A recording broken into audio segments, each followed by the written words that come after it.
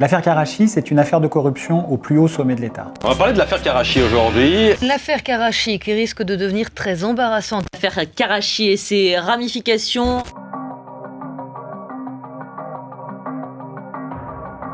L'affaire Karachi, c'est un dossier de pot de vin versé en marge des contrats d'armement de la France pour notamment financer une campagne présidentielle.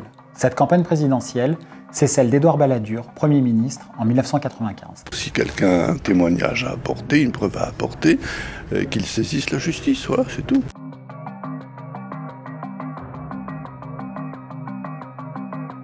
En 1994, le gouvernement d'Édouard Balladur signe 4 contrats d'armement avec 2 pays, l'Arabie Saoudite et le Pakistan. Les contrats sont signés par le ministre de la Défense en exercice, François Léotard. Pour conclure ces contrats, le gouvernement a imposé dans les négociations, au dernier moment, des hommes qu'on appelle pudiquement des intermédiaires, autrement dit des agents de corruption, comme l'homme d'affaires franco-libanais Ziad Takieddine. À eux seuls, ils vont toucher des commissions faramineuses, plus de 170 millions d'euros dans les paradis fiscaux. Cet argent, c'est de l'argent public. Or, d'après l'enquête, une partie des sommes va revenir en cash dans les poches du clan Balladur. C'est ce qu'on appelle des rétrocommissions.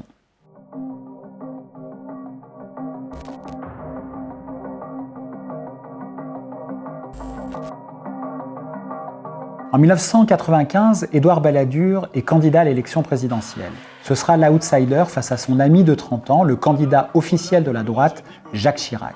Nous devons faire de cette campagne une campagne de débat, d'explication, de vérité. Comme il n'est pas le candidat officiel, Édouard Balladur ne pourra pas profiter de l'assise financière du parti, le RPR. Il va donc devoir trouver de l'argent ailleurs et vite.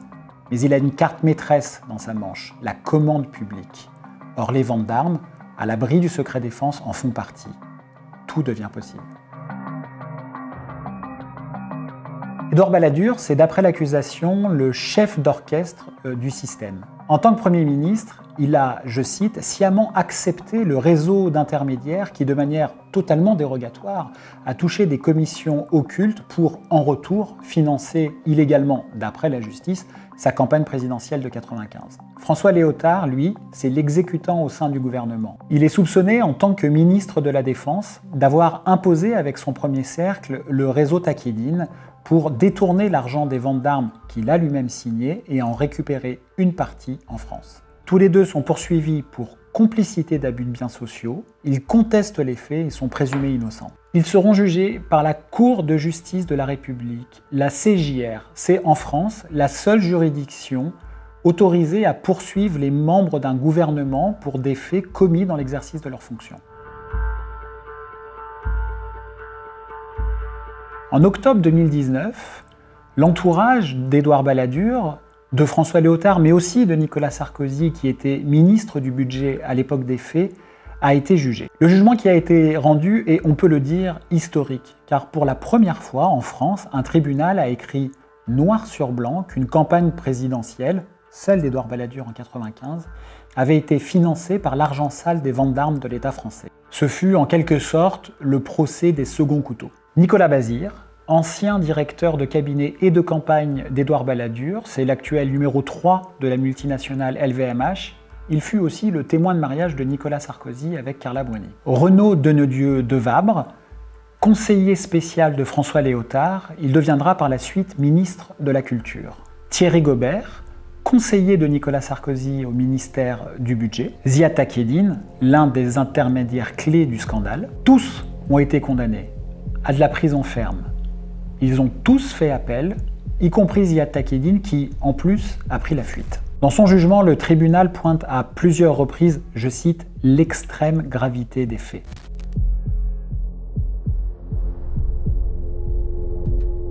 Le Conseil constitutionnel, organe de contrôle du financement de la campagne, savait que les comptes étaient truqués, mais n'a rien dit. Pire, à l'instigation de son président, l'ancien ministre socialiste Roland Dumas, il a participé au maquillage des comptes, comme l'avait révélé dès 2010 Mediapart. Il est passé entre les gouttes, il n'a jamais été formellement mis en cause par la justice. À l'époque des faits, il était porte-parole de la campagne d'Édouard Balladur, mais aussi son ministre du budget au sein du gouvernement, On le sait peu, mais c'est un poste clé dans les ventes d'armes. On parle même de rétrocommission qui aurait dû alimenter la campagne électorale d'Édouard Balladur en 1995. Est-ce que, en tant que ministre du Budget, vous avez été au courant de tels accords ? Vraiment, c'était pas la peine de vous mettre à ma droite pour parler de ça. Franchement. Enfin, écoutez, c'est ridicule. Franchement, monsieur, franchement, c'est ridicule. Est-ce que vous imaginez que s'il y avait quoi que ce soit à reprocher à monsieur Balladur, on ne l'aurait pas trouvé en 17 ans ? 17 ans.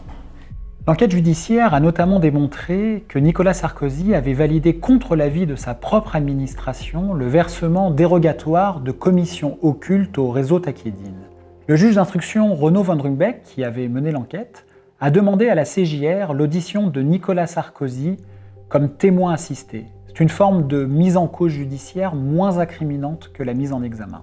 Mais la CJR ne l'entendra que comme témoin. Nicolas Sarkozy a toujours affirmé n'avoir eu aucune connaissance des faits, même si l'un de ses plus proches collaborateurs, Thierry Gobert, a joué le rôle de porteur de valise avec Ziad Takedine.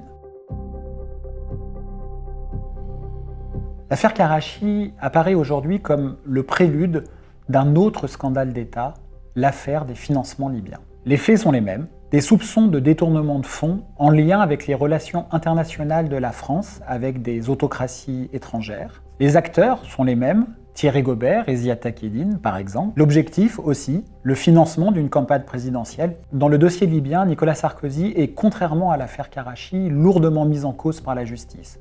Il est actuellement mis en examen du chef de 4 délits présumés, la corruption, le recel de détournement de fonds publics libyens, le financement illicite de campagne électorale et l'association de malfaiteurs. Il dément toute malversation et il est présumé innocent. Les ressemblances entre les deux affaires sont si fortes que même les anecdotes sont identiques. Exemple, dans les deux campagnes, celle en 1995 de Édouard Balladur ou celle de 2007 de Nicolas Sarkozy, les juges ont découvert l'arrivée massive d'espèces non déclarées dans les comptes de campagne. Récemment interrogé à ce sujet, voici ce que Nicolas Sarkozy a répondu. Dans toute campagne, il y a des centaines de meetings. Il y a des gens qui donnent dans les meetings pour acheter des t-shirts, pour acheter une casquette, pour acheter un livre, que sais-je encore. Or, dans l'affaire Karachi, le clan Balladur avait déjà justifié l'usage massif de cash avec la vente de pins et de t-shirts, pour plus de 10 millions de francs. Ça fait beaucoup de t-shirts et cela ne semble pas avoir beaucoup convaincu le tribunal qui, dans son jugement, a parlé d'explications farfelues. Les faits remontent certes à 25 ans, mais ils y sont plus que jamais d'actualité. Il en va de la démocratie, de son financement, de la confiance des citoyens dans une élection. On parle aussi d'argent public, le nôtre, le vôtre, qui échappe aux caisses de l'État.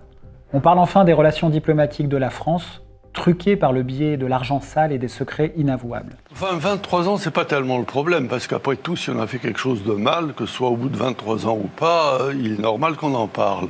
La question qui se pose donc aujourd'hui à la CJR, va-t-elle condamner les principaux décideurs politiques après que la justice a déjà condamné les seconds couteaux ?